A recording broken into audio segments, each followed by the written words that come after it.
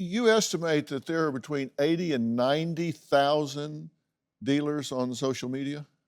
Some of our research has shown that at any given time, there could be 80 to 90,000 active posts, comments, users, phone numbers, et cetera. Most of these drug sellers use multiple platforms at once to advertise their services and their products. What are some of the tactics that you're seeing them use to get into people's feed, to progress through the algorithm, to get to these kids? Unfortunately, they're very savvy marketers.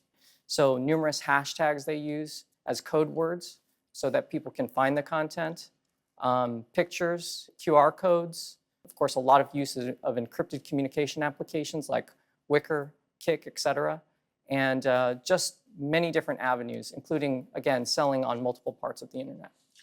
How are people creating or lacing pills with this fentanyl? How is this being created? Dr. Phil, going back to 2008, China was making a lot of synthetic drugs, bath salts, K2 spice. They were pushing them into America through the mail and everything like that. There was a lot of pressure put on the Chinese government, and they started switching over to fentanyl. I started seeing fentanyl deaths around 2012.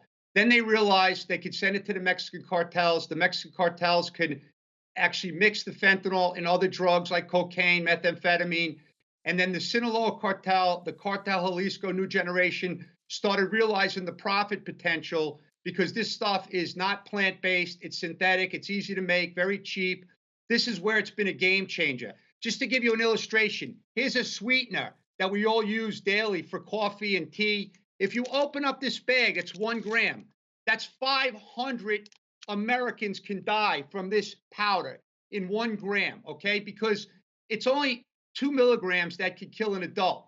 So if you look at the explosion on the southwest border as an example, last year they seized 11,201 pounds, our brave men and women in Border Patrol and CBP. But one thing I want to emphasize, Dr. Phil, 40% of those pills have a potentially lethal dose of fentanyl. And you're right. If we seize 20 million, there's so many more in this country. And that's the scary part. So there will be more and more deaths. 11,000 pounds, that's enough to kill how many people? Well, the DEA administrator said the amount of drugs seized by the DEA alone could kill every American in this country.